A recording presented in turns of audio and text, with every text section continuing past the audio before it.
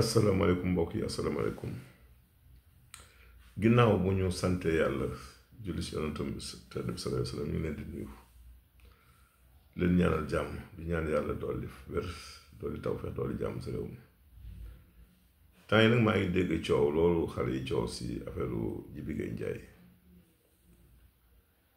mais ma leen di xamal rek Jibi Gueye dafa demoon xombol si événement bi fa amoon noonu muy événement bi fa Maam Malick organisé woon di doom sëñ Mansour da ko koy def chaque année xam nga fu ne nit ñuy jógee dafa ñëw di siyaar si mu demoon kër Maguette nag moom Maguette mooy maire xombol Maguette booy ñu nga xam ne relation nag ak Jibi lu yàgg la parce que xam nga maire bi su ma muy Maguette ñu ngi ko tuddee maami Jibi Gueye Ndiaye muy Maguette Ndiaye ba noppi papa yi Maguette si boppam mbay booy yàlla ko yàlla yërëm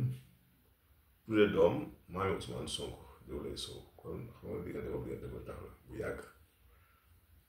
bu mu demee nag seeti moom Jibi Ndiaye mu ne Jibi Gueye Ndiaye dem seeti Ones muy meeru xombal këram bi muy dem sax xamul woon que ni kii di Antoine Diome ma nga fa bi mu demee bi ñu wooyee Maguette muy ñëw fekk Antoine Diome ñëw di ko jaale si di wàcc àndaale moom si la ñëw nuyu Jibi ñu saafante loolu c'est une relation humaine du mën a am entre nit ak nit la surtout ñu bokk dëkk benn dëkk yaroon loolu dafa dul lépp mais loolu du benn rapport bu mu am ak lii événement yi xew si réew mi jotuñu dara kon loolu foog nit ñi bàyyi si xel na xale yi dal rek xam ni incha allah rabbi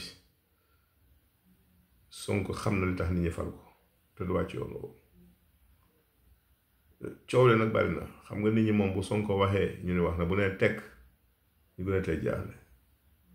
mais tekk Sonko ji nag moo leen jaaxal fi nekk nii Sonko nag day liggéey rek moo tax mu ne tekk liggéey mu tànn ak wax loolu la du leneen kon nañu